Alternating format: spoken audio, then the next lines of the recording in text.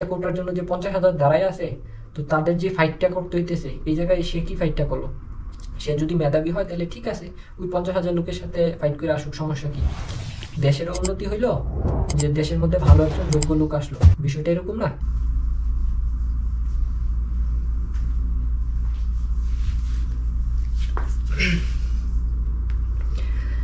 বিসমিল্লাহির রহমানির রহিম। আসসালামু আলাইকুম, সবাই কেমন আছেন? আশা করি সবাই ভালো আছেন। তো আজকে কোটা নিয়ে যে আন্দোলনটা হইতেছে ওইটা নিয়ে কিছু কথা বলতে আসলাম।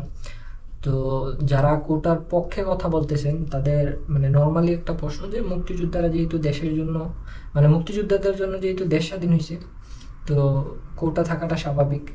তো স্বাভাবিক এটা কতদিন, কত পিঢ়ি পর্যন্ত, যে বাবার পরে ছেলে, ছেলের পরে নাতি, নাতির পরে এরপরে কি, কত দিন পর্যন্ত এটা থাকা উচিত? তো ওইটা আপনাদের কাছে প্রশ্ন। আর দ্বিতীয়ত, যে মুক্তিযোদ্ধারা যে দেশ স্বাধীন করছে, তো এই স্বাধীন করার উদ্দেশ্যগুলো যেগুলো ছিল, তার মধ্যে কিন্তু একটা উদ্দেশ্য আমি যতটুকু জানি, তো ওই মেধা যে বিষয়টা সেটাই আসে, যে তারা এমনও কাজ করত যে তাদের দেশের মানুষের প্রাধান্য বেশি দিত, আর আমাদের দেশের মানুষরা খুব কমই দিত।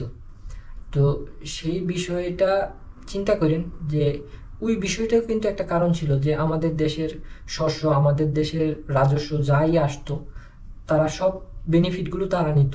তো তারাও কিন্তু একটা কোটা সিস্টেম চালু করছিল। তো ওইটাও কিন্তু একটা কারণ ছিল, ওইটাও কিন্তু একটা অত্যাচারের কারণ ছিল। তো এগুলো সবগুলো মিলে কিন্তু আমরা দেশ স্বাধীন করার জন্য যারা মুক্তিযোদ্ধা ছিল তারা নামছিল। তো এখন আবার সেম কাজ চলতেছে। তো তারা যদি তখন আন্দোলন করাটা যৌক্তিক হয়, এখন যারা করতেছে তাদের ক্ষেত্রে কিভাবে অযৌক্তিক হয় সেটা আপনাদের কাছে জানার আর কিছু বলার নাই। তো আর আরেকটা বিষয় যেটা এখন বর্তমানে বেশি আলোড়ন সৃষ্টি করছে, যে মুক্তিযোদ্ধারা পাবে না তো কে পাবে? রাজাকাররা।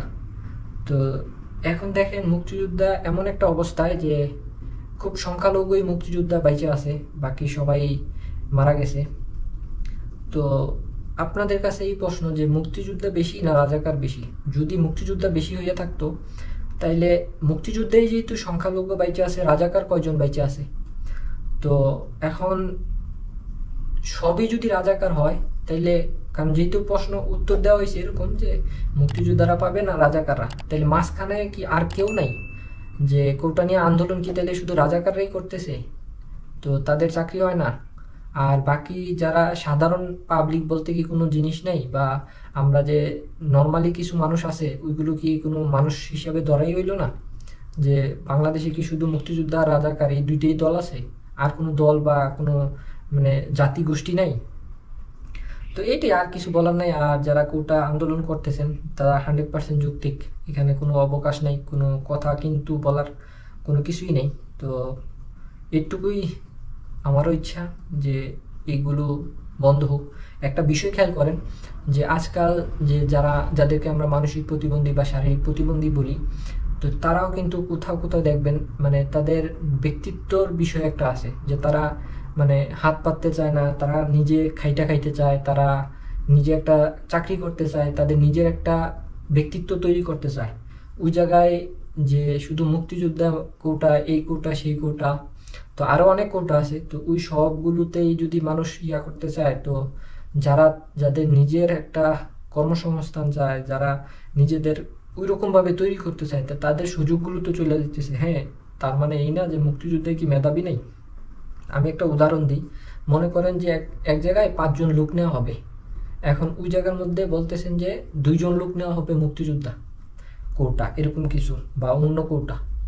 তো এখন দেখা গেল ওই জায়গার মধ্যে একজন আসলো, এখন আপনি কোটাই ফিল আপ করতে পারতেছেন না। কিছু জায়গায় আছে, আমি কথায় কথায় ধরলাম, যে এখন একজনই আসছে মুক্তিযোদ্ধা সন্তান বা নাতি। এখন আপনি তার কি মেধা যাচাই করবেন? সে তো ফ্রি ওই কোটায় ঢুকে গেল, তাইলে তার মেধা কি আপনি যাচাই করছেন? বা সে কি কোনো কম্পিটিশনের ভিতর দিয়ে আসছে? তো তার যোগ্যতাটা কি কিভাবে দেখলেন? যে নর্মালি ওই সাইড দিয়া যে 3টা কোটার জন্য যে 50,000 দাঁড়ায় আছে, তো তাদের যে ফাইটটা করতে হইতেছে এই জায়গায় সে কি ফাইটটা করলো? সে যদি মেধাবী হয় তাহলে ঠিক আছে, ওই 50,000 লোকের সাথে ফাইট করে আসুক, সমস্যা কি? দেশেরও উন্নতি হইলো, যে দেশের মধ্যে ভালো একজন যোগ্য লোক আসলো, বিষয়টা এরকম না? যদি কোনো ভুল বইলা থাকে অবশ্যই কমেন্ট করবেন, কমেন্টে জবাব ইনশাল্লাহ দেওয়ার চেষ্টা করব। তো সবাই ভালো থাকেন, সুস্থ থাকেন। আসসালামু আলাইকুম।